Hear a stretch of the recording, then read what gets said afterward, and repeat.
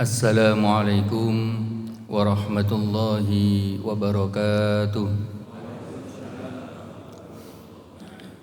Bismillahirrahmanirrahim. Alhamdulillahi rabbil alamin wa afdalus salati wa atammu taslim ala habibina al-mustafa Muhammadin rasulillahi sallallahu alaihi wasallam. Allahumma akhrijna min zulumatil wahmi wa akrimna binuril fahmi waftah alaina bima'rifatil ilmi wa sahil akhlaqana bil hilmi waj'alna mimman yastami'una al-qawla fayattabi'una ahsana. Allahumma la ilma lana illa ma 'allamtana innaka antal alimul hakim. Rabbi shrah li sadri wa yassir li amri wahlul 'uqdatam min lisani yafqahu qawli. Amma ba'du, hadirin hadirat yang dirahmati Allah, semoga amal ibadah kita diterima oleh Allah Subhanahu wa ta'ala. Diampuni semua dosa-dosa kita, diberikan ilmu yang manfaat, rezeki yang barokah, sehat walafiat untuk beribadah kepada Allah. Kita dijemput oleh Allah dengan husnul khotimah. Amin ya rabbal alamin. Hadirin hadirat yang dirahmati Allah, pagi ini kita lanjutkan pengajian kitab Riyadhus Shalihin karya Al-Imam Nawawi Ad-Dimashqi. Kita sampai pada bab nahnu nahkumu biz-zawahir wallahu yahkumu bis-sarair atau bil bawatin. Di dalam pamflet saya sebutkan bagaimana hukum sahabat yang kemudian membunuh orang yang sudah mengucapkan kalimat la ilaha illallah. Hadirin yang dirahmati Allah, judul aslinya di sini adalah kita diperintahkan oleh Allah Subhanahu wa taala menghukumi dengan yang zahir dan membiarkan yang batin, yang sarair itu dihukumi oleh Allah Subhanahu wa ta'ala. Manusia menghukumi yang nampak, Allah lah yang menghukumi apa yang sebenarnya terjadi. Maka ayat yang pertama disampaikan di sini oleh Al-Imam Nawawi adalah surat At-Taubah ayat 5, fa in tabu wa aqamus salata wa atuz zakata fa khallu sabilahum. Fa in tabu, apabila mereka sudah taubat, wa aqamus salata, dan mereka mendirikan salat lalu melaksanakan zakat, fa khallu sabilahum, maka biarkanlah jalannya, artinya biarkanlah dia untuk lewat. Hadirin hadirat yang dirahmati Allah, kalau orang sudah bertaubat, menyatakan taubat, dibuktikan dengan sholat, artinya bukti dari taubat tersebut, dibuktikan kedua dengan zakat, karena zakat itu tanda bukti imannya benar kepada Allah Subhanahu wa ta'ala, maka fakhallu sabilahum, berilah jalan bagi orang tersebut, biarkanlah dia tetap hidup, biarkanlah dia selamat melewati jalan ini. Ini ketika terjadi peperangan. At-Taubah itu kan terjadi karena orang-orang kafir, terutama Yahudi, memutuskan perjanjian dengan Rasulullah sallallahu alaihi wasallam. Lalu kemudian disebutkan sebuah hadis dari Ibnu Umar radhiyallahu anhu, umirtu an uqatilan nasa hatta yashhadu an la ilaha illallah. Aku diperintahkan untuk memerangi sebuah bangsa yang memerangiku sampai bangsa itu mengucapkan kalimat la ilaha illallah. Jadi di sini bukan kemudian orang yang tidak mengucapkan la ilaha illallah langsung dibunuh dan diperangi, tidak. Tetapi bangsa yang berusaha memerangi kita atau bangsa yang sombong dengan kezalimannya, lalu kita diperintahkan untuk menegakkan keadilan, sehingga mereka mengucapkan kata la ilaha illallah, stop, tidak boleh lanjut perang. Jadi batasan ukuran peperangan itu adalah kalimat la ilaha illallah. Fa in fa'alu dzalik, jika mereka melakukan itu, asamu dima'ahum wa amwalahum, jiwa mereka harus dijaga, harta mereka juga harus dijaga. Illa bihaqqil Islam, kecuali dengan hak Islam. Dia membunuh maka dia harus dibunuh. Dia mencuri maka dia harus dipotong tangan. Dia berbuat zalim maka dia harus dibayar zalim.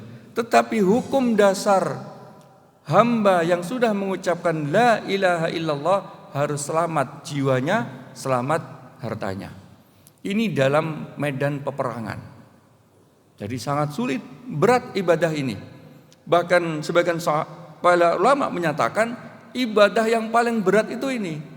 Karena apa? Di dalam peperangan Rasulullah menyatakan pokoknya ngucapin la ilaha illallah, stop. Tidak boleh terus.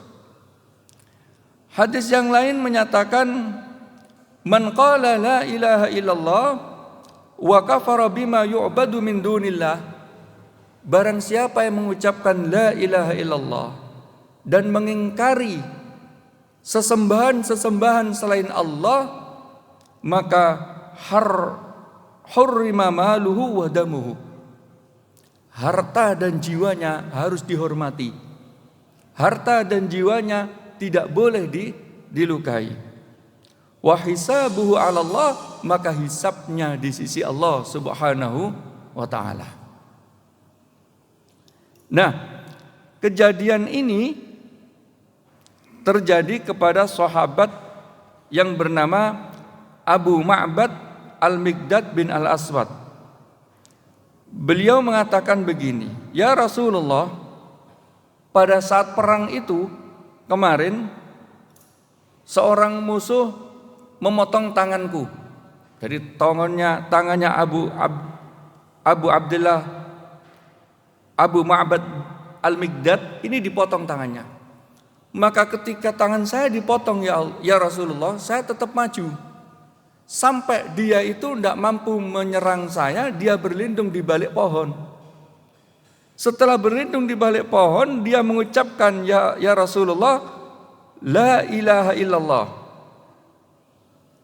Jadi mengucapkan la ilaha illallah. Dia berlindung dengan ucapan la ilaha illallah. Ya Rasul, apakah aku bunuh dia? Rasul mengatakan, jangan. Tapi sudah aku bunuh ya Rasul.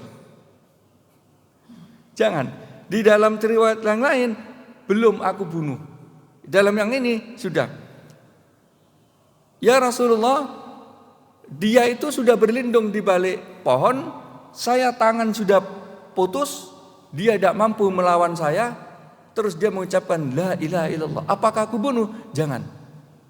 Kalau kamu bunuh, maka posisimu berada seperti pada dia dan dia seperti padamu. Jadi Abu Miqdad ini kalau sampai dia membunuh, dia posisinya seperti orang kafir yang belum masuk Islam, dan dia seperti orang sudah muslim, sudah mengucapkan la ilaha illallah, kemudian dibunuh oleh orang kafir. Posisinya mati syahid. Ada cerita lagi yang namanya Usamah bin Zaid. Oh, tadi Abu Miqdad yang belum membunuh. Sekarang Usamah terlanjur membunuh. Ya Rasul, dia melakukan perjalanan karena diutus oleh Rasulullah SAW dengan salah satu sahabat Ansor. Akhirnya dia sampai pada waktu subuh di tempat pengambilan air atau sumur lah kalau sekarang. Di tempat itu dia langsung angkat senjata. Angkat senjata. Yang Ansori ini, jangan serang dulu. Dia mengucapkan la ilaha illallah. Yang musuh tadi di sumur mengucapkan la ilaha illallah. Kata Usama, itu kan dia pengen selamat aja. Sudah kelihatan pedang, dia mengucapkan la ilaha illallah. Enggak urusan, tebas langsung. Mati. Nah, Ansori ini, sahabat Ansori ini ngadu kepada Rasulullah. Ya Rasulullah, Usama itu loh, Orang sudah ngucapin la ilaha illallah, itu masih ditebas. Usama berdalih kepada Rasul, ya Rasul, itu kan dia hanya berlindung saja. Sudah takut karena sudah di hadapan pedang. Sudah jelas dia tidak mampu melawanku. Jadi ukuran para sahabat dulu itu, kekuatan fisiknya juga besar, kekuatan imannya juga hebat. Artinya satu sahabat itu bandingannya 1:10. Jadi dia berani melawan 10. Saking pemberaninya. Lalu kemudian diturunkan menjadi 2. Tapi dasarnya memang berani. Hanya kalau 1-2 orang aja sudah tebas. Nah akhirnya Rasulullah sampai mengatakan begini, ya Usama, aqataltahu ba'da ma qala la ilaha illallah. Rasulullah sampai ngucapin 3 kali. Usama ya diam. Aqataltahu ba'da ma qala la ilaha illallah. Apa benar Usama, kamu bunuh dia setelah dia mengucapkan la ilaha illallah? Apa benar ya Usama, kamu bunuh dia setelah mengucapkan la ilaha illallah? Apa benar Usama, kamu bunuh setelah mengucapkan la ilaha illallah? Sampai Usama itu tidak bisa jawab, merasa dirinya itu masih belum Islam. Mengulang Islamnya dengan ucapan la ilaha illallah. Usama. Nah, di dalam cerita ini versinya memang beda-beda. Di dalam cerita Jundub bin Abdullah menyatakan bahwa Usama ketika membunuh itu Rasulullah mengatakan begini, kaifa tasna'u billahi illallah idza ja'at yaumal qiyamah. Wahai Usama, orang sudah masuk Islam, sudah mengucapkan la ilaha illallah, kenapa masih engkau bunuh ya Usama? Bagaimana kamu kelak di hadapan Allah mempertanggungjawabkan orang yang sudah mengucapkan la ilaha illallah kamu bunuh? Kaifa tasna billahi illallah idza ja'at yaumal qiyamah. Ini diulang 3 kali. Seorang sahabat, seorang pengikut Rasulullah dinasihati oleh Rasulullah dengan nasihat seperti itu. Betapa sakitnya hati seorang Usama, dinyatakan ya Usama, terus kamu nanti bagaimana menghadap ke Allah? Orang sudah membaca la ilaha illallah masih engkau bunuh. Di hari kiamat bagaimana ya Usama? Nah, ini hadis versinya banyak, ternyata diduga kuat yang melakukan seperti ini tidak hanya Abu Miqdad saja, tidak hanya Usama saja, tapi banyak sahabat-sahabat yang lainnya. Bayangkan, ngapunten, kita sedang perang, sedang lawan face to face.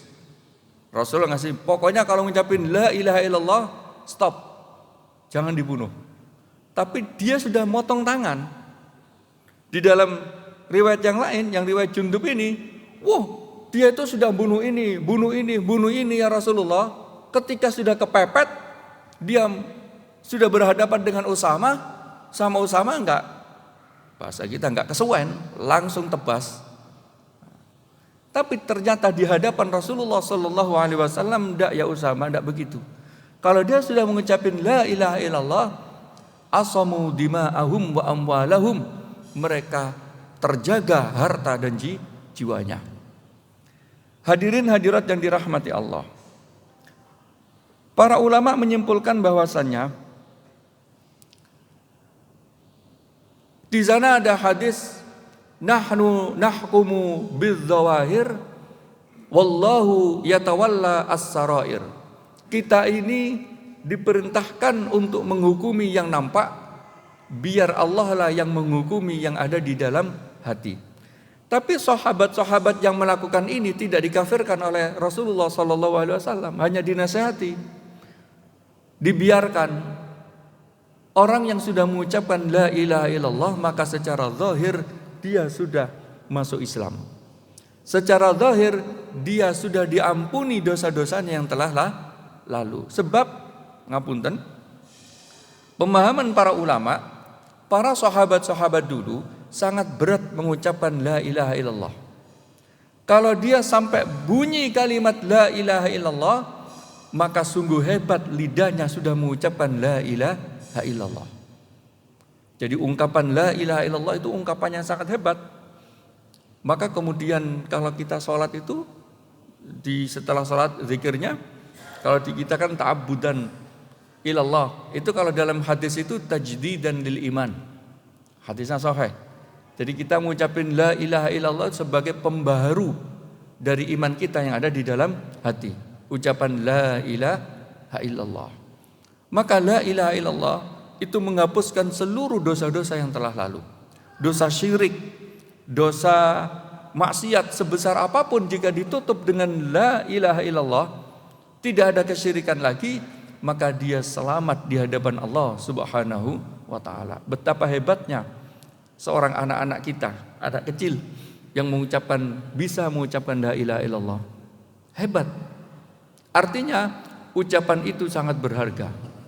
Sebagian ulama lain, anak-anak kecil yang ikut ke masjid saat ini, itu sebenarnya sangat emas, sangat hebat. Kenapa? Satu, dia sudah ikut sujud. Kalau sujud pasti sudah mengucapkan la ilaha illallah. Warisan terbesar kita ketika hidup adalah meninggalkan anak yang mampu bersujud di hadapan Allah Subhanahu wa ta'ala. Tidak mudah loh meninggalkan keturunan yang mau bersujud di hadapan Allah. Tidak mudah meninggalkan keturunan, tiba-tiba keturunan itu, ya aku mau sholat. Kalau anak sampai begitu, ya antarin aku mau wudu, mau sholat, aku nanti ikut ya sholat ke masjid. Ini adalah harta yang terhebat kita miliki di dunia ini. Karena di dalam sujud ada ungkapan la ilaha illallah. Jadi itu adalah hal yang sangat terhebat. Bahkan sebagian ulama mengatakan begini, anak yang sudah mau sujud walaupun sekali saja dalam seumur hidupnya, sebaiknya sudahlah, tidak perlu dimarahin atas kegagalan dalam prestasi kehidupan yang lain. Karena keberhasilan dia ikut sujud akan menuntun dia mendapatkan keberhasilan yang diridhai oleh Allah Subhanahu wa taala. Jadi jangan sampai sujudnya anak itu menjadi fitnah, tetapi harus menjadi nikmat. Bahwasanya itu anugerah dari Allah Subhanahu wa taala. Maka kita diperintahkan menghukumi yang zahir, tidak menghukumi yang batin. Rentetan hukum ini menjadi kaidah fikih bahwa dalam beragama kita diperintahkan menghukum yang zahir saja. Contoh seumpama kita ini bersedekah, seumpama lewat masjid atau lewat seseorang, lalu oleh seseorang itu digunakan ke dalam kemaksiatan atau bukan pada tempatnya, maka bagaimana kita menyikapi hal itu? Kita menyikapinya adalah zahirnya adalah saya bersedekah karena Allah Subhanahu wa taala, pahalanya sudah ada. Adapun nanti di balik itu dia menyelewengkan harta itu, tidak ditempatkan pada tempatnya yang berhak, itu urusan dia dengan Allah Subhanahu wa taala. Maka seorang hamba yang terpepet kemudian mengucapkan la ilaha illallah, harus diterima ucapan la ilaha illallahnya. Makanya kalau di dalam Al-Quran itu kan apa? Memberi maaf, bukan meminta maaf. Kalau meminta maaf mudah, maafkan aku. Tapi kalau memberi maaf, tidak semua orang bisa. Tapi kita wajib bisa memberi maaf. Di antara indikator orang memberi maaf adalah ketika disapa menjawab. Ketika disapa menjawab. Idza raddas salam, idza ballagha ilaihi salam raddas salam. Jika dia diucapkan salam, dia menjawab salam tersebut. Itu artinya dia sudah menerima permintaan maaf, sudah menerima saling damai. Jadi kita hanya diperintahkan menghukumi yang zahir, tidak menghukumi yang batin. Yang batin itu urusan Allah Subhanahu wa taala. Contoh begini. Ngapunten. Ada orang melakukan perbuatan naudzubillahi min dzalik, zina di dalam kitab-kitab. Tapi yang melihat hanya satu orang. Yang melihat hanya satu orang. Lah di dalam hukum fikih, berita acara hukum fikih, orang yang berbuat zina bisa dihukum itu kalau dilihat oleh 4 orang. Dan 4 orang ini melihat benar-benar perbuatannya. Kalau hanya 1 orang, maka tidak bisa. Nah, kita tahu, kita sampaikan ke hakim, maka hakim akan menghukumi berapa orang yang lihat. Hanya 1 orang hakim, tidak bisa. Karena kita hanya diperintahkan menghukumi yang zahir, tidak menghukumi yang batin. Bagaimana hukum dia? Hukum dia dengan Allah Subhanahu wa ta'ala. Jika dia bertobat, diampuni dosanya. Jika tidak, ya tidak. Nah, inilah hal yang pertama, kita diperintahkan berpegangan kepada hukum yang zahir, tidak hukum yang batin. Artinya yang batin, yang sarair itu diserahkan kepada Allah Subhanahu wa ta'ala. Namun para ulama memberikan nasihat, jika kita bisa melakukan antisipasi, itu kita diperintahkan. Maka muncul yang dinamakan saddud dzari'ah, mencegah dari terjadinya sesuatu.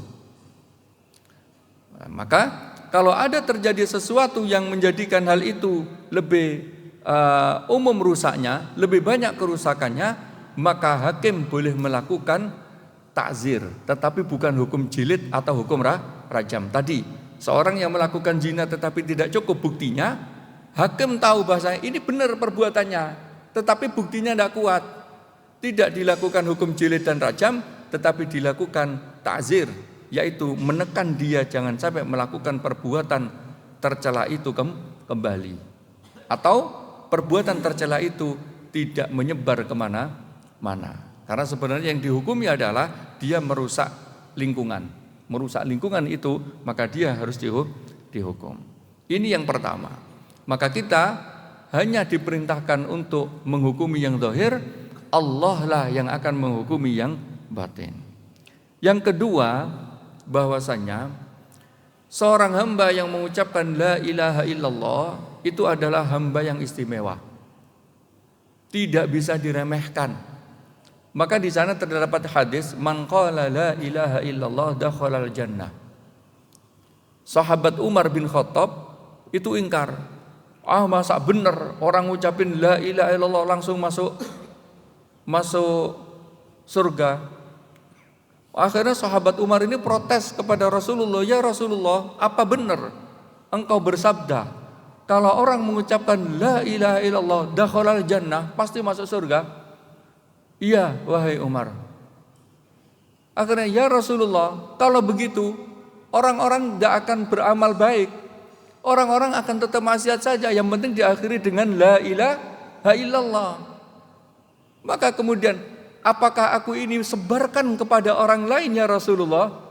Rasulullah jawabnya gini, jangan disebarkan. Jangan disebarkan. Tetapi ungkapan man qala la ilaha illallah dakhalal jannah itu benar. Tetapi disebarkan secara luas di pasar-pasar pada saat itu tidak, agar orang tidak berhenti beramal.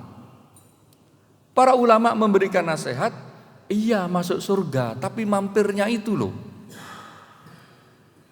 Masa kuat mau mampir? Artinya gini, bagi orang yang akhir hayatnya ketika sakaratul maut ditutup dengan la ilaha illallah, pasti masuk surga. Tapi perbuatan maksiat yang belum ditaubati menjadikan dia, mohon maaf dalam bahasa kita, dicuci dulu di api neraka. Maka benar kata man qala la ilaha illallah dakhalal jannah, tapi jangan sampai kita itu mampir, kalau bisa langsung masuk.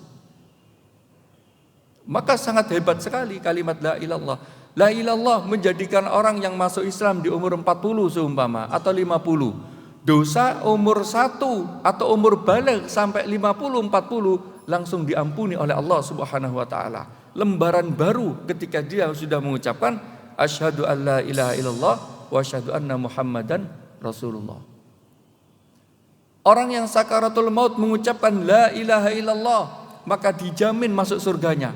Walaupun bisa jadi dia dicuci dulu di api neraka. Maka sebagian adab mentalkin mayit yang akan masuk, yang akan menuju ke kehidupan yang kedua, itu adalah ucapkan saja bimbing la ilaha illallah. Apakah berulang-ulang? Tidak. Cukup ucapin la ilaha illallah. Kalau dia bisa mengikuti la ilaha illallah, sudah. Jangan ditalkin lagi. Kecuali dia kemudian minta air, kemudian mengucapkan ucapan yang lain, mengajak ngobrol, ditutup di akhirnya dengan ucapan la ilaha illallah. Karena di dalam kitab-kitab disebutkan mengucapkan kalimat la ilaha illallah itu juga bukan hal yang mudah pada saat sakaratul maut. Tidak kemudian pokoknya di-planning lah, direncanakan. Pokoknya nanti ketika sakaratul maut ngucapin la ilaha illallah. Tidak semudah itu. Karena bisa jadi dia sedang sakaratul maut tetapi tidak mengucapkan itu. Tidak mengucapkan kalimat la ilaha illallah. Karena apa? Dia sibuk dengan dirinya sendiri. Orang psikologi, orang mau meninggal itu kan mempertahankan hidup, mempertahankan dirinya. Belum tentu dia ingat bahwasanya dia adalah sedang menjadi hamba Allah. Yang diajarkan kalau sedang menjadi hamba Allah yaitu mengucapkan la ilaha illallah. Tetapi yang dipikirkan adalah dirinya, karena masih mempertahankan dunianya. Sehingga lidah itu menjadi lekat, tidak mampu mengucapkan la ilaha illallah. Sampai sedemikian rupa keterangan-keterangan dari para ulama. Nah, itu kalimat la ilaha illallah memiliki nilai yang sangat tinggi di hadapan Allah dan Rasulullah sallallahu alaihi wasallam. Yang ketiga, bahwa ini adalah amalan yang sangat berat. Amalan yang sangat berat artinya tidak mudah mengamalkan ini. Ketika kita bermusuhan dengan orang, sudah tiba-tiba hampir dia kalah langsung mengucapkan la ilaha illallah. Maka kita harus stop. Nah, bagaimana agar kita bisa stop? Maka kita bab setelahnya disebutkan dengan babul khaufi wa babu ar-raja. Kita harus ingat bahwasanya kita ini hamba Allah. Dan kita diperintahkan takut kepada Allah Subhanahu wa ta'ala. Wa iyaya farhabun. Hanya kepada kulah kalian itu takut. Takut bagaimana? Rasulullah menyatakan, andaikan kalau kamu melihat apa yang aku lihat di dunia ini, mendengarkan apa yang aku dengar di dunia ini, merasakan apa yang aku rasakan di dunia ini, la dhahiktum qalila wa bakaitum katsira. Kalian akan sedikit tertawa dan sangat banyak menangis. Karena apa? Yang dilihat oleh Rasulullah sallallahu alaihi wasallam adalah di antara hadis-hadisnya adalah sungguh di setiap 7 jengkal terdapat malaikat yang sedang sujud dan mengucapkan tasbih di hadapan Allah Subhanahu wa taala. Kelak nanti di padang mahsyar kita akan dikumpulkan bahwa di bawah terik matahari tidak ada yang selamat kecuali yang diselamatkan oleh Allah Subhanahu wa taala. Terutama di antara yang mengucapkan kalimat la ilaha illallah. Maka hamba yang mengucapkan la ilaha illallah itu sangat hebat. Lah, hamba yang bisa menekan dirinya untuk tidak membunuh hamba yang mengucapkan la ilaha illallah adalah hamba yang memiliki rasa takut di hadapan Allah Subhanahu wa taala. Rasa takut. Karena apa? Di sana terdapat sebuah hadis yang disebutkan di sini.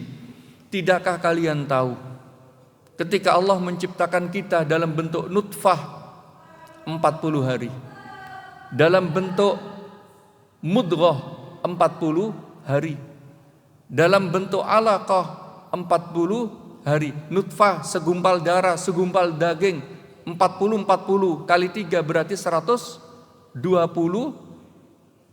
90 hari, 3 kali 3 90 hari.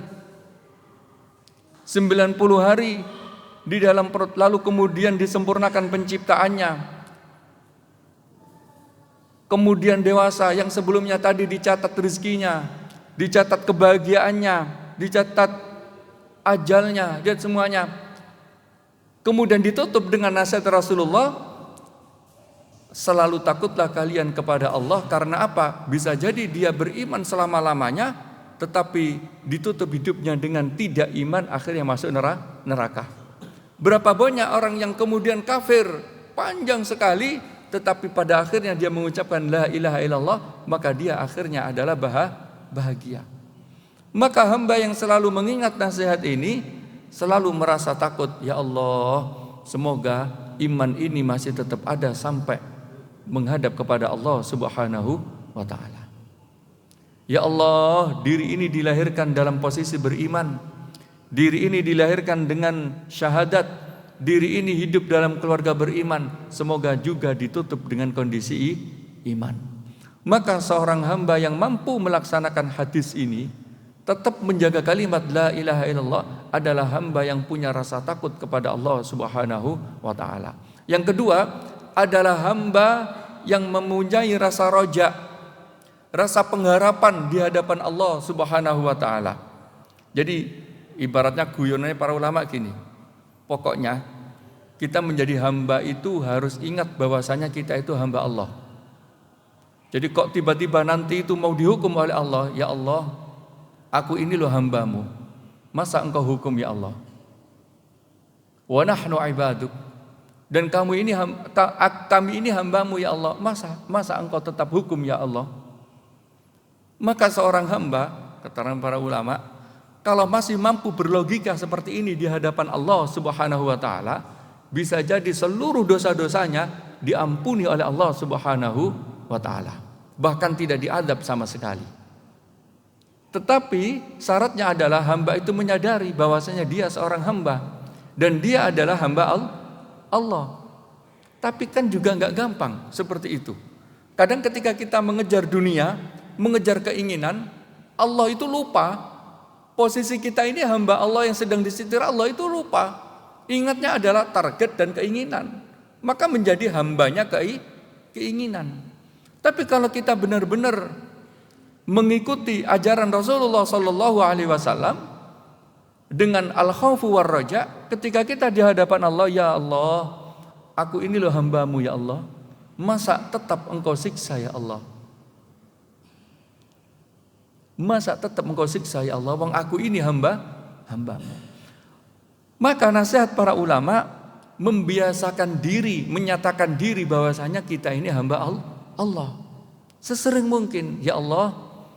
Terutama dalam hal-hal kita berusaha, ya Allah, saya sudah berusaha semaksimal mungkin ya Allah.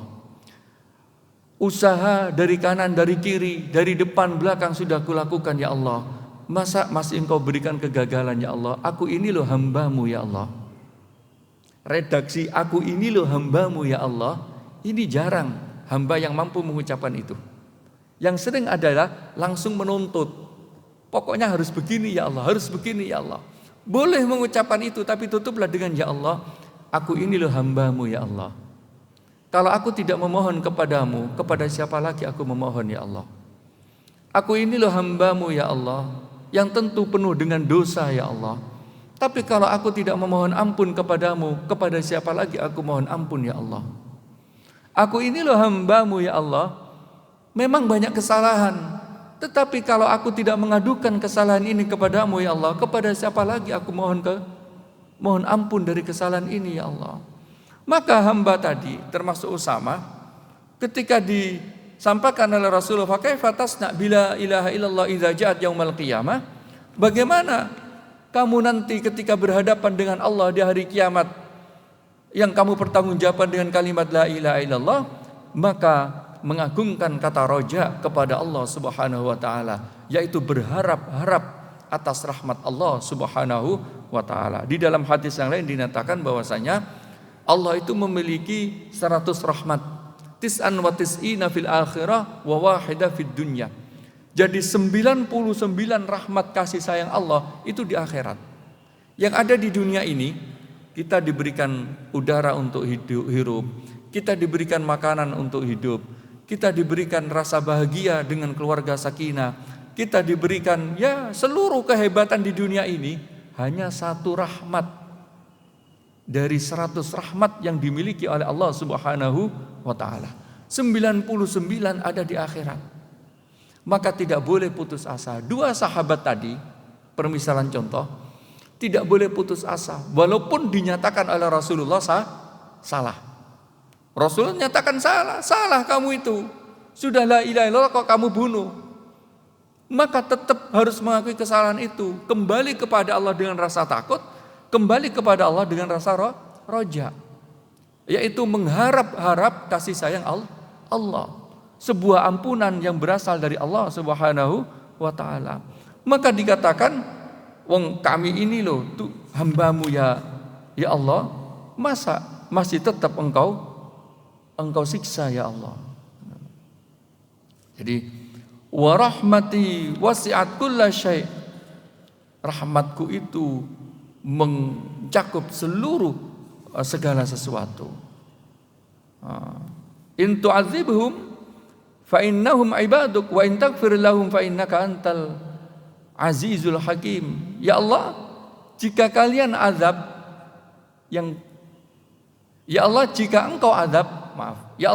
engkau azab mereka, sesungguhnya mereka loh hambamu ya Allah. Sesungguhnya mereka loh hambamu ya Allah. Jika engkau mengampuni mereka, sungguh engkau zat yang maha kuasa, yang maha bijaksana. Artinya roja, khauf dan roja menjadi kunci untuk bisa mengamalkan tadi. Di dalam ayat yang lain mungkin pernah saya sampaikan di sini, laqad kana lakum fi rasulillahi uswatun hasanah. Itu bagi 3 orang. Bagi orang yang ingin mengikuti akhlak Rasulullah, itu syaratnya 3. Liman kana yarjullaha wal yaumal akhirah wa dzakarallaha katsira. Yaitu bagi orang yang satu, selalu berharap rahmat Allah. Selalu roja, selalu menyandarkan seluruh keberhasilannya kepada Allah. Lalu wal yaumal akhirah, selalu mengharap amal ibadah ini kembali kepada hari akhirat. Jadi rojak kepada Allah, kebaikan ini diharapkan ketemu di akhirat. Wa dzakarallaha katsira, dan sering mengingat Allah. Maka kita akan kesulitan mengikuti jejak Rasulullah sallallahu alaihi wasallam kalau kita tidak memiliki sifat roja. Sifat mengharap kepada Allah Subhanahu wa taala. Wong kadang mengharap itu loh, kita itu sulit hanya mengharap.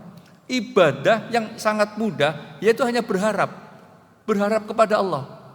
Tapi kadang sulit kalau enggak pas sadar, pas mendapatkan hidayah petunjuk dari Allah. Karena apa? Jiwanya sehat, akalnya sehat, sesehat-sehatnya, pikirannya kuat, kemudian menang terus. Nah, orang yang biasanya menang terus, enggak pernah kalah, itu biasanya sulit menyadari bahwasanya dirinya adalah anugerah dari Allah. Akhirnya apa? Gampang ini. Wong ini loh sudah biasa aku lakukan.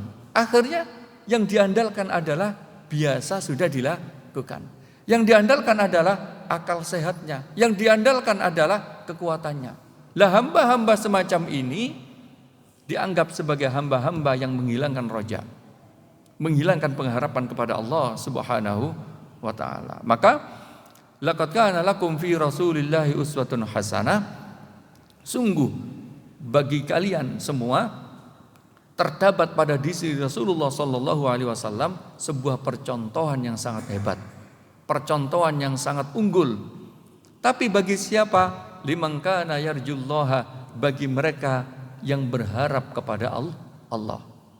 Wal yaumal akhirah, berharap kepada negara asli kita, karena negara asli kita adalah akhirat. Wa dzakarallaha katsira, dan banyak mengingat Allah Subhanahu wa taala. Maka hadirin hadirat yang dirahmati Allah, ini adalah ibadah yang belum tentu kita bisa melakukan jika ini terjadi. Ibadah ini kalau pas kita perang atau kalau pas kita bermusuhan dengan orang lain, lalu kemudian dia dalam posisi kalah, langsung kemudian kita tidak boleh mengeksekusi karena dia mengucapkan la ilaha illallah. Itu belum tentu kita mampu. Sahabat Usama, sahabat Abu Mikdad itu saja merasa tidak mampu. Tetapi Rasulullah memberikan solusi, yaitu dengan rasa khauf dan roja. Itulah yang diharapkan dari kehidupan ini. Kalau memang sudah terlanjur dilakukan, harapannya rasa takut kepada Allah, berharap-harap atas rahmat Allah. Karena itulah yang akan menyelamatkan kita dari siksa api neraka, siksa dari murka.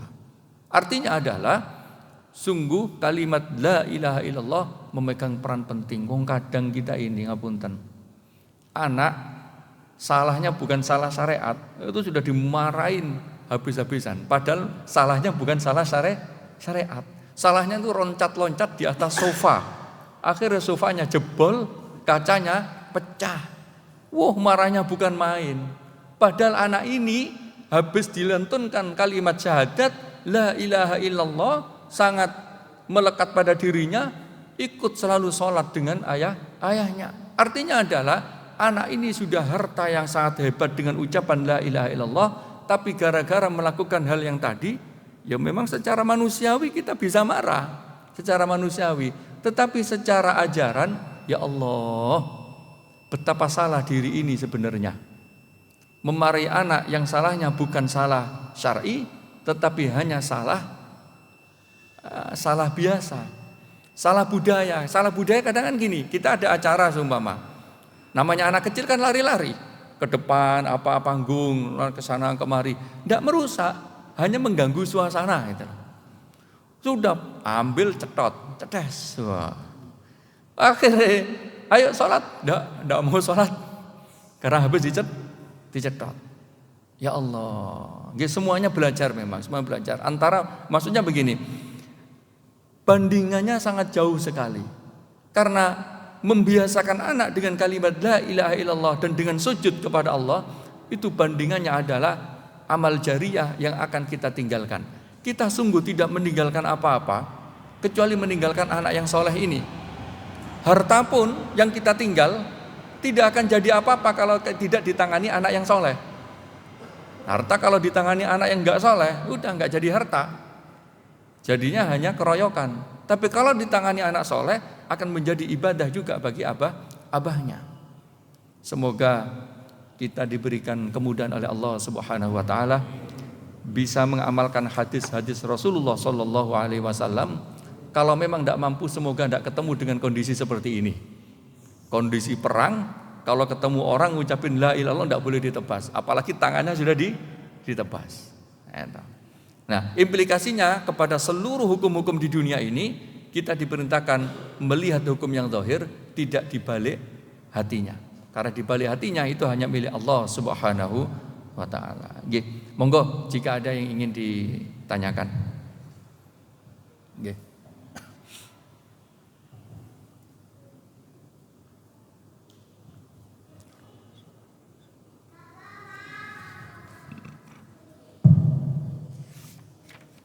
Assalamualaikum warahmatullahi wabarakatuh. Waalaikumsalam warahmatullahi wabarakatuh. Ustaz, kami telah menyelesaikan mendengarkan yang dipaparkan tadi mengenai membaca la ilaha illallah.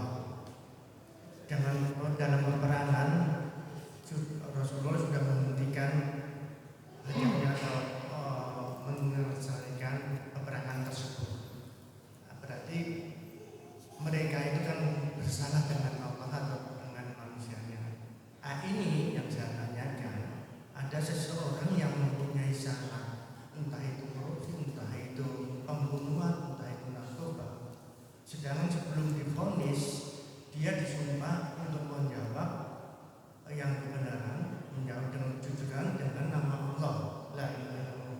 Sedangkan sudah selesai divonis, beliau dinyatakan hukuman mati, padahal dia sudah mengatakan la ilaha illallah, dengan sendirinya dia bertobat tidak akan mengulangi mati. Apakah hukuman mati tersebut dilaksanakan atau di stop atau bagaimana? Yang kedua, bahwa kita mempunyai anak kecil untuk mendidik untuk kebaikan sesuai dengan yang diceritakan dengan Ustaz tadi. Apabila kesalahan cuma itu aja sampai kita marah besar, bagaimana kalau kita itu anak tersebut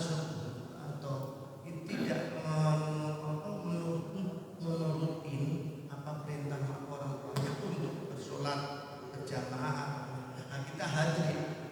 Nah, kita hadir atau kita meminta sama itu sampai anak tersebut mau sedangkan anak tersebut masih itu istilahnya masih kadang-kadang mau sholat. Nah, terus kita memarahnya itu sampai gimana? Sampai greget atau cuma di lisan aja, kita pun mesti. Oke, yang ketiga itu di lain cara Ustaznya mengenai sholat. Boleh. Mengenai sholat bahwa perempuan itu di belakang laki. Khususnya kita khusus di Masjidil Haram. Waktu saat selesai putaran itu kan banyak sholat sunat di belakang. Ada kan kalau penuh itu kalau lagi itu ada sholat di belakang kita. Itu hukumnya bagaimana?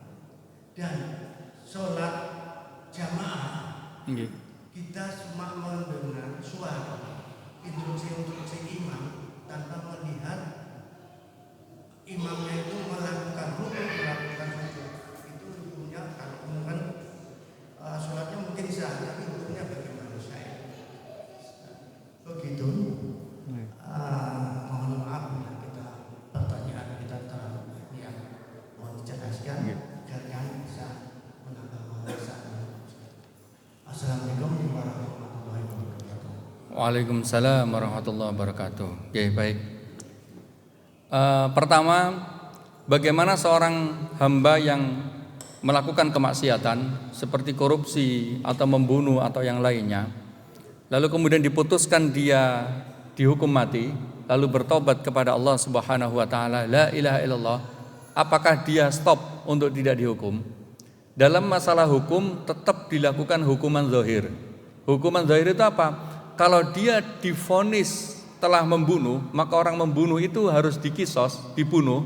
Walaupun dia mengucapkan taubat, mengucapkan yang lain-lain, taubat itu di sisi Allah. Tetapi hukuman manusiawi tetap harus berjalan. Kayak contoh kemarin yang narkoba itu, Freddy itu nggih.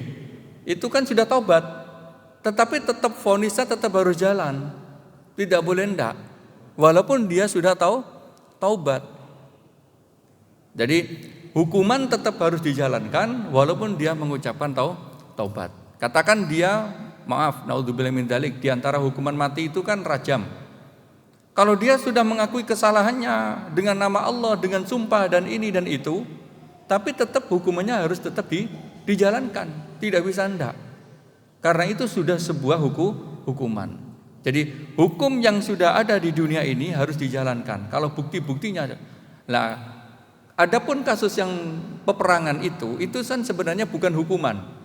Artinya memang dalam posisi perang. Tapi kalau dia menyerah dengan la ilaha illallah itu tidak boleh dibunuh, harus diambil. Itu. Jadi hukuman tetap harus dijalankan walaupun dia sudah menyatakan taubat. Sama seperti ini, orang mencuri yang boleh dipotong tangan itu kan 1 nisab. 1 nisab itu emas berapa? 1 juta lebih sekarang. Kali 83. Katakan 100 juta.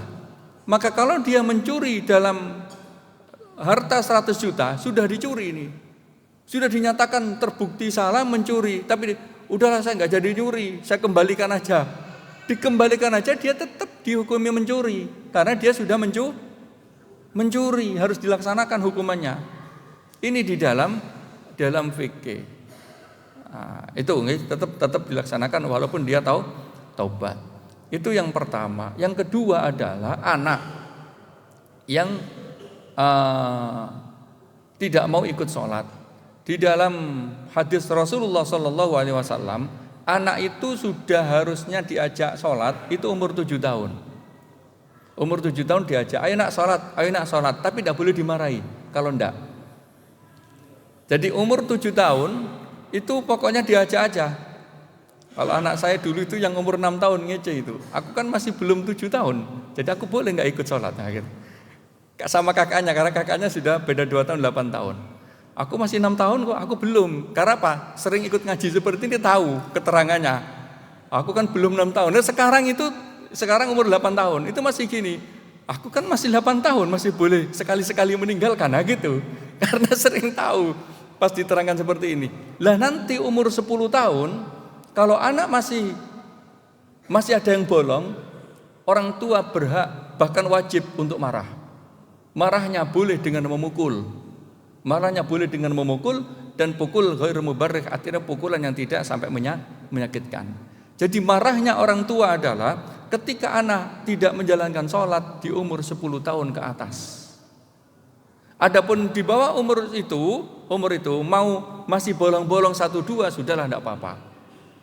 Toh juga masih dalam taraf ini, dan itu ada hadisnya. Tetap diajarin sholat, ini sholat. Tapi kadang kita lihat ada orang tua itu memaksakan anak masih umur 6-7 itu pokoknya harus.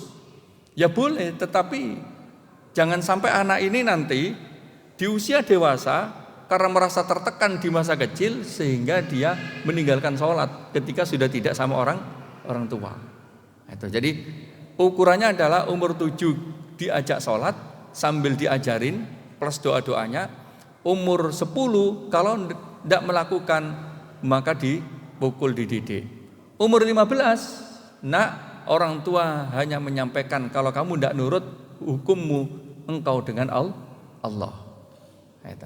Itu. Jadi itu tahapan di dalam menasihati anak. Yang ketiga adalah bagaimana hukum laki-laki sholat di belakang perempuan. Hukum laki-laki sholat di belakang perempuan itu tetap sah tapi makruh. Tetap sah tapi makruh. Bagaimana di Masjidil Haram? Di Masjidil Haram para ulama menghukumi dimanapun tempatnya boleh, bahkan tidak makruh. Karena apa? Memang Masjidil Haram itu sebenarnya untuk tawaf. Jadi Masjidil Haram, orang yang melakukan sholat seperti ini itu kan di Masjidil Haram biasanya tawaf campur kan, tidak ada ini, lalu kemudian sholat di situ. Jadi Masjidil Haram itu sebenarnya ibadah tawaf, tapi kemudian tetap bisa sholat.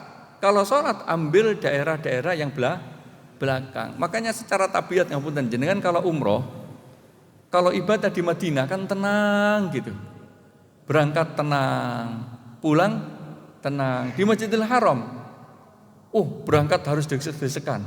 Kalau enggak cepat enggak dapat tempat. Dan bahkan ibadahnya ngoyo. Karena apa? Memang tawaf. Kalau kita sholat di situ pasti diusir sama penjaganya, disuruh nyari tempat yang lain. Sama juga ngapunten, kalau jenengan nginjek tainya burung di Masjidil Haram, itu kan najis. Hukumnya najis, tetapi ma'fu itu dimaafkan. Dalam kitab fikih itu. Jadi saking banyaknya burung, kalau sekarang kan ada pembersih itu, jadi nggak banyak. Kalau dulu ngapunten, namanya orang tawaf, kakinya itu belepotan ngapunten, gitainya burung dara itu.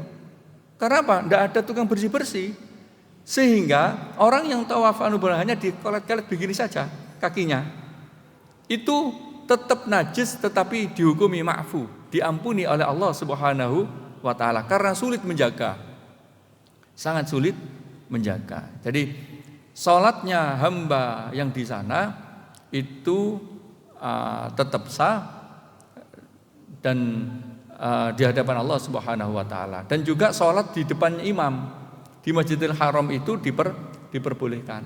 Nah, bagaimana dengan yang keempat? Sholatnya seorang hamba yang hanya mendengar Allahu Akbar, tapi tidak mendengar. Seorang makmum di dalam mazhab Syafi'i, kalau di Masjidil Haram itu kan mazhabnya Imam Ahmad bin Hanbal, selama masih di dalam area masjid, walaupun tidak kelihatan makmum yang nyambung kepada imam, itu boleh. Tapi kita, mazhab Imam Syafi'i, itu sebisa mungkin kita ini nyambung. Jadi secara suara kita dengar, secara gerakan kita nyambung. Makmum ini nyambung ke belakang. Kayak di sini, ngapunten nggih. Makmum yang ada di sana, di luar tembok ini, yang lurus dengan ini tidak sah. Makmum yang di sana nih. Yang sah adalah makmum yang di pintu sana. Di pintu apa itu? Coklat. Atau ini ada celah-celah ini yang dilurusnya celah-celah itu boleh karena dia nyambung. Dia bisa sambung atau melihat samping kirinya yang sambung kepada makmum-makmum yang makmumnya sambung kepada imam. Tapi kalau yang di sini, ngapunten, yang ini, yang niki, nggih, tembok, karena imamnya di sini itu tidak kelihatan sama makmum yang di sana. Maka makmum yang di depan sana itu tidak sah jamaahnya.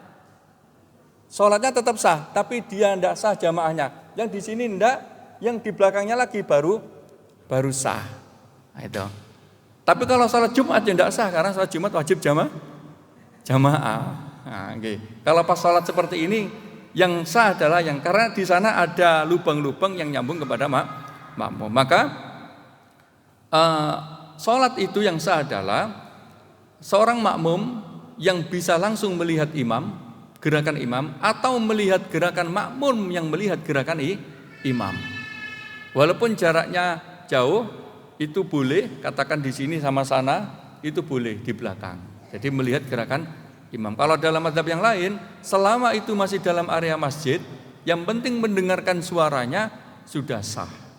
Sudah sah. Oke, itu. Monggo, masih ada yang lain? Dari ibu-ibu. Terima kasih Ustaz. Okay. Assalamualaikum warahmatullahi wabarakatuh. Waalaikumsalam warahmatullahi wabarakatuh. Tadi berulang kali Ustaz sudah menyampaikan ternyata untuk membaca la ilaha illallah itu tidak mudah. Artinya mungkin itu karena kebiasaan atau sering kita lakukan. Yang sering disampaikan oleh imam pada waktu kita zikir itu hanya biasanya subhanallah, alhamdulillah, Allahu akbar. Pertanyaan saya, mengapa tidak langsung ada la ilaha illallahnya? Kemudian yang kedua Ustaz, supaya la ilaha illallah kita ini nanti pada saat di akhir hayat kita bisa kita lafalkan. Sekarang ini marak ada pemberangkatan haji dan umroh dengan cara cicilan. Walaupun itu ada tabelnya, berarti ada akadnya, dan biasanya itu berbeda tarifnya dengan yang normal.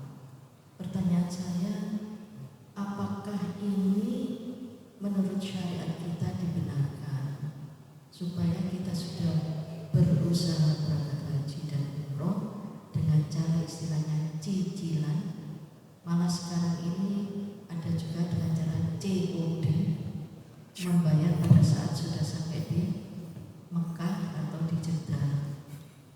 Pertanyaan saya itu Ustaz, mudah-mudahan la ilaha illallah kita benar-benar bisa diterima oleh Allah Subhanahu wa ta'ala. Matur nuwun, terima kasih. Wabillahi taufiq wal hidayah. Wassalamualaikum warahmatullahi wabarakatuh. Waalaikumsalam warahmatullahi wabarakatuh. Oke. La ilaha illallah itu memang adalah kalimat tauhid yang hanya Allah, anugerah Allah lah yang memberikan itu. Jadi kalau kita setelah sholat, kenapa tidak membacanya langsung la ilaha illallah? Itu rata-rata la ilaha illallah juga, hanya ditaruh di akhir. Kita membaca subhanallah, subhanallah, alhamdulillah, alhamdulillah, Allahu akbar, Allahu akbar. Itu perintah dari Rasulullah, bahwa kalau setelah sholat kita diperintahkan subhanallah 33, alhamdulillah 33, Allahu akbar 33, ditutup dengan la ilaha illallah. Itu perintah dari Rasulullah sallallahu alaihi wasallam. Kemudian di akhir kita menutup dengan la ilaha illallah. Tapi kita biasanya begini, taqarruban ilallah atau ta'abbudan ilallah. Tapi kalau menurut saya yang paling pas ya tajdidan lil iman, memperbaharui iman kita, karena kita iman kita itu tidak tahu, memang naik turun. Maka mengucapkan la ilaha illallah, la ilaha illallah. Sebagian para ulama menyatakan sebaiknya yang enak itu pelan-pelan, benar-benar menghayati ucapan la ilaha illallah. Dan pembiasaan inilah yang akan menuntun kita menghadapi sakaratul maut. Maka sebaiknya juga tidak hanya ketika kita sholat, ketika diam gitu loh, duduk-duduk, lihat langit, lihat tumbuhan, mengucapkan la ilaha illallah, ya Allah, maha kuasa Allah. Ada indahnya langit seperti itu ya, bintang-bintang loh tidak jatuh. Tapi kadang kita ini merenungnya kan kurang sudah, karena sudah ada HP. Jadi dapat waktu kosong sedikit yang dibuka HP. Waktu kosong sedikit yang dibuka HP. Akhirnya apa? Merenungnya itu hilang. Malah kalau dulu belum ada HP itu, orang kalau merenung di teras di depan apa, paling yang dibawa koran atau kitab atau buku. Kalau koran kitab itu capek sudah ditutup gini. Sudah melihat hujan rintik-rintik, sudah kembali kepada Allah. La ilaha illallah. Astagfirullah ya Allah, banyak kesalahan-kesalahan semoga Engkau ampuni ya Allah. Tapi sekarang TikTok, YouTube itu kalau di scroll ternyata nggak ada habisnya itu. Saya lihat mana halaman terakhir ini, nggak ada halaman terakhir ini. Terus saja jalan, ya Allah. Karena saya sudah mengalami. Jadi beberapa waktu yang lalu sama mau ngaji begini. Saya kan mau ngaji mesti mutolaah. Saya bandingkan antara kitab satu kitab yang lain gitu. Saya lihat dulu ada pesan apa WA. WA-nya ternyata ada link ke YouTube. Share ke YouTube. Ya ke YouTube ada baik ini, klik. Ada baik ini, klik gitu. Lulu, 1 jam sudah lewat, sudah harus berangkat ini gitu. Ya Allah, coba betapa kadang kita yang harusnya merenung untuk keagungan Allah, ibadah kepada Allah, menyendiri kepada Allah, hilang sia-sia seperti itu. Maka syariat tahajud itu sebenarnya syariat yang mohon maaf, jangan terlalu nafsu untuk memperbanyak rakaat. Kalau memang bisa, monggo silakan.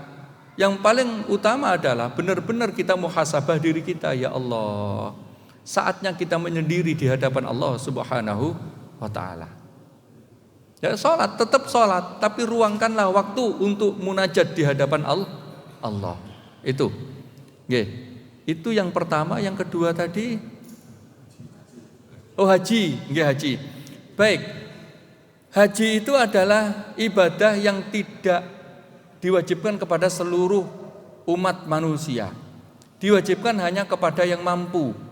Yang mampu kalau zaman dulu mampu itu, 1 punya harta, 2 punya kendaraan, 3 kondisinya aman di perjalanan. Maka kalau itu ada 3-tiganya, dia bisa wajib melakukan haji. Jadi punya harta, punya kendaraan, unta, sebagian mengatakan mampu duduk di atas kendaraan. Kalau tidak mampu duduk, punya harta, punya kendaraan, jalan aman, tapi tidak mampu duduk di atas kendaraan lama, maka dia tidak wajib haji. Maka kemudian kemarin di khutbah di sini saya katakan, Rasulullah bersabda, la yu'minu ahadukum hatta yakuna hawahu tab'an lima ji'tu bihi. Tidak sempurna iman seseorang kalau keinginannya tidak sesuai dengan syariat Rasulullah. Orang haji memaksakan diri, ngapunten, dengan cicilan dan dengan COD dan dengan yang lain-lain, itu bisa jadi hajinya nafsu. Hajinya karena keinginan. Kok sawangane semua sudah ada hanya, kok aku belum ada hanya, kan gitu. Pak Haji kan gitu, atau dipanggil Abah. Jadi di antara indikator orang masih menuhankan keinginan adalah mendahulukan yang sunnah daripada yang wajib. Sholat tahajudnya panjang, tapi kemudian tidak merenung sama sekali di hadapan Allah, tidak muhasabah. Muhasabah itu harus. Kita tidak akan merasakan kehadiran Allah kalau kita tidak muhasabah. Syukur-syukur bisa muhasabahnya di dalam sholat, itu bagus. Allahu Akbar. Sambil baca Fatihah, sambil muhasabah. Baca ayat-ayat yang panjang sambil muhasabah, itu yang pas. Tapi kalau tidak mampu, muhasabah di luar sholat. Sholatnya panjang, waktunya subuh, tidur.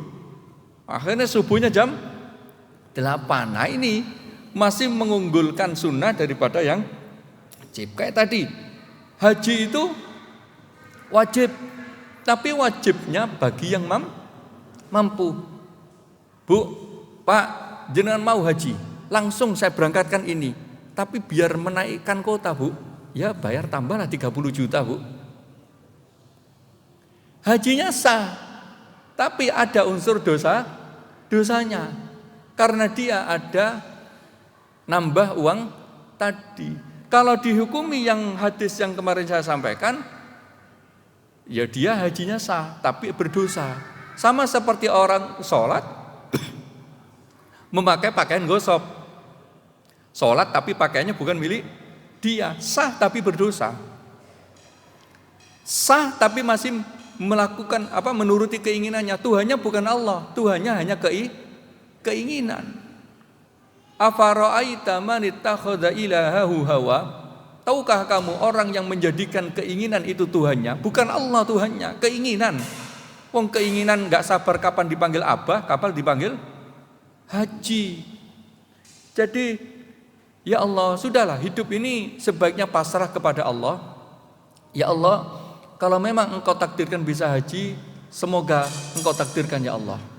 Engkau permudah ya Allah, dengan cara yang terbaik, dengan cara yang halal, dengan cara yang Engkau ridhoi. Karena ngapunten, marak sekarang ini dosanya orang menengah ke atas. Marak, yaitu haji dengan mengambil non kuota. Orang haji sering saya sampaikan di sini, haji dengan non kuota itu haji yang zalim. Arab Saudi menghukumi hajinya tidak sah, Indonesia menghukumi sah tapi dosa. Karena apa? Ngapunten, makanannya bisa makanan yang haram, tendanya tenda yang haram. Karena apa? Bukan tenda dia sah, tapi kan melalui oknum, tidak resmi melalui kerajaan Arab Saudi. Jadi artinya begini, kalau memang haji, hajilah sesuai dengan petunjuk. Kalau sekarang petunjuk istitoah itu punya kuota reguler atau kuota khusus. Kalau di luar itu tetap harus mengurus yang kuota. Kalau tidak mengurus yang kuota, diduga kuat pasti melakukan kemaksiatan ketika berada di Arafah, berada di Muzdalifah, berada di Mina. Karena menyiapkan tempat-tempat yang begitu luasnya beserta makanannya, itu juga menggunakan biaya. Jangan sampai kita haji pikirannya hanya fikih. Yang penting kan aku di Arafah, yang penting kan aku di sini, yang penting di sini. Tidak berpikir hal-hal yang mengitarinya. Ya, semoga kita kalau seumpama itu sudah terlaksana segera bertobat kepada Allah.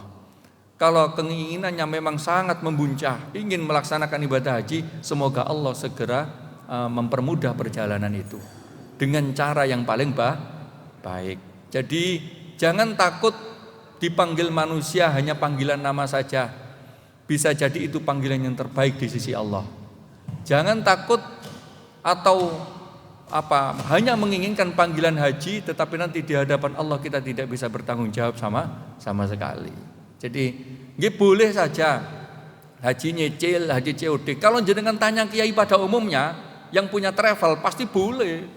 Harus. Wong jelas pendapatan itu kan ya.